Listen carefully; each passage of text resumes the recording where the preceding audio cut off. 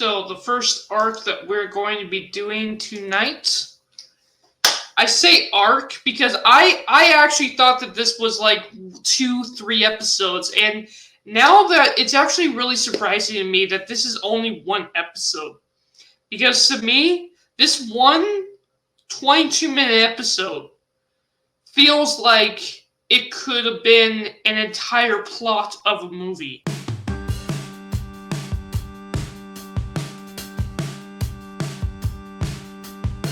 Star Wars Network, go ahead and tell people where they can find you at. You guys can find me on Star Wars Network when we do start that in January. We're going to start the whole relaunch campaign with lots of unique live streams and shows. Guys, like, share, and subscribe to my play. Yep. Okay, so tonight's episode, we're going to be talking about a couple of different arcs, and I call them arcs. Some of these arcs, it's funny because I am such a Star Wars Clone Wars fan, but it's been such a long time since I watched any of these shows. Some of these quote-unquote arcs, I did not realize was only 1 or 2 episodes. I literally thought they were 3-4 episodes long, and I think it's just because of how much I actually really enjoyed them. The first one to talk about is actually Season 1, Episode 15, Trespass. And the thing about this episode, I thought it was actually 3 episodes long. Now, usually that's a bad thing, right? It's slower than you actually think it is. It's only 22 minutes, but feels like an hour, hour and a half. And usually that's a bad thing. But for me, it's not. For me, I absolutely love this episode. I'm so engrossed into the story of this episode, and this is literally one of my absolute favorite episodes of Star Wars The Clone Wars. It's really just because of kind of the lesson that comes from this episode. So, what it is it's about a senator and her general, and they go to this planet and they find a random species that lives on this planet. Now, I say planet, it's actually their moon. The fact that they're actually blue and they're on a snowy world, the icy world, and they think that, it's their moon, right? So the general is like, hey, you know what? It's our moon. We own it, so it belongs to us. But they never thought about there being an actual species that lives there too. A people who call this planet home. The whole thing about the general, and it's interesting because I understand the general's point of view. I really do. He's kind of set in the old ways, and it's weird for me. I guess it just kind of comes down to the way I kind of look at the world personally. I'm set in my ways. At the same time, I do understand sometimes there's a new way that comes up, and sometimes the new way is just better. And I am not so set in my ways that I can't at least see a new way and change my mind. But the general is, and I understand why, because I am also very much like that. And this episode kind of reminds me that I can't be set in my old ways all the time. I can't be set in my ways of thinking all the time and never let something new come around. It's just great.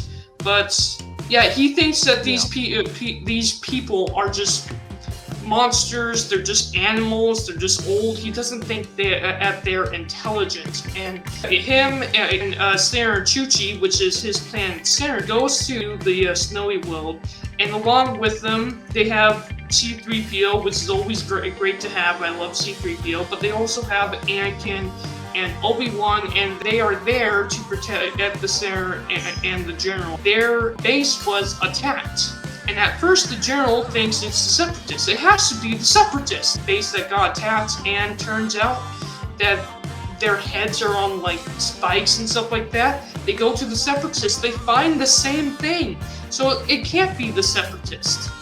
But who is it? And it turns out to be this native species on the planet. And the general wants war. The general is in the middle of a war, and he wants to protect his people, and he thinks the best way to protect his people and what's rightfully his planet is by eradicating these animals and showing them who's boss. Now, obviously, that doesn't work out for him, and I love the fact that the Sarah, the young one, is actually willing to listen and make a change versus the old one who was stuck in his old ways.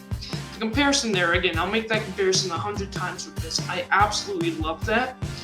And then from there, the general decides to actually go and attack, but Anakin and Obi-Wan promised the creature, I can't remember the name of the alien species, by the way. Obi-Wan and C-3PO meet up, and they promise peace. But the general doesn't want that, so he takes his men, will fight them, and they get ambushed by them defending themselves. He had every right to do so.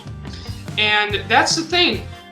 We have Rex, and Anakin tells Rex to protect the general, but not to attack them.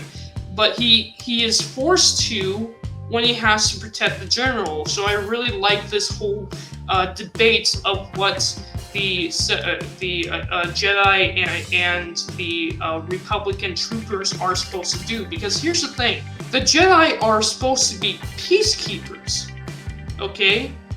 Even with the troopers there. Yes, the clone troopers are in the middle of a war, but they are ordered by peacekeepers.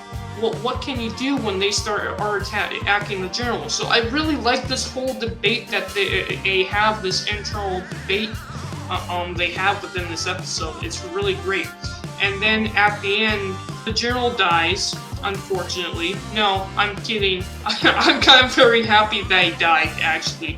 He dies with his dying breath, telling the Senator that he'll never have peace with these creatures, that he'll go to war forever, and he's set in his old ways. And I like the fact that the Senator doesn't follow that. The Senator talks to the Republic, and the Republic said that to make peace with these people for the Republic, on behalf of the Republic. And she does so by giving this amazing speech. Dying for your people is a great sacrifice, but to live for one's people is a greater sacrifice. And then she chooses to live and asks him if he does the same. And he puts down staff thing and basically says, I want to live as well. We'll have peace. Okay, so for this one, honestly, this episode was good. It wasn't like I get why Dylan thinks it's one of the best ones. For me personally, I thought it was good. It was good. It wasn't the best thing ever. It wasn't mid. You know, I also really love, usually this is your thing, right? But I have to admit this, I love the music in this episode, I love the cinematography in this episode, I love the landscape, the cold, snowy design.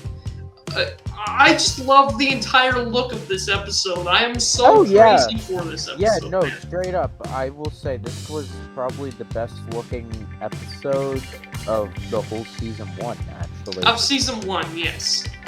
This points based off if you enjoy it. For me, it's 3 points. I straight up love this episode. The music, I give it 1 straight point. The points for the story, you know I'm gonna give it full points. Okay? I just am.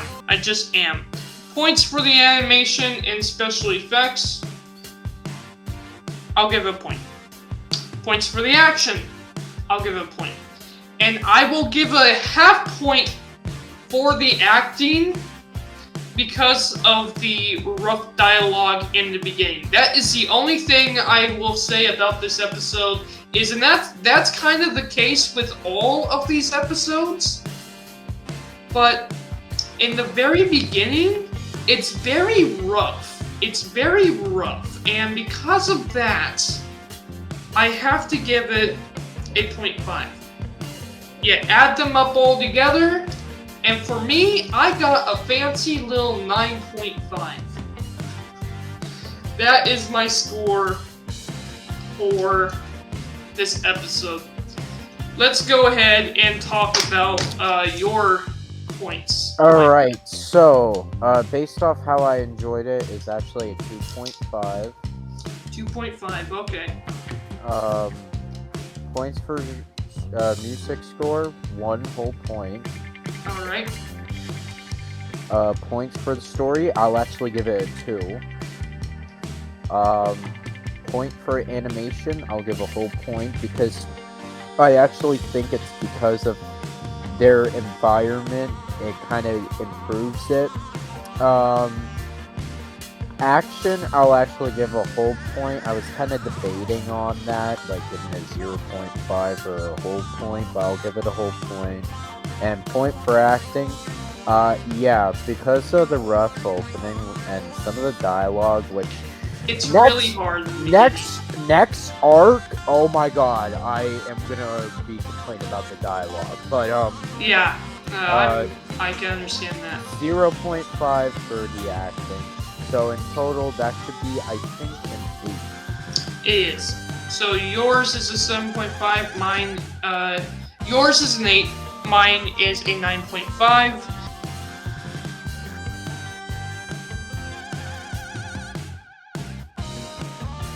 Subscribe to Dylan's Little Hobbies right now.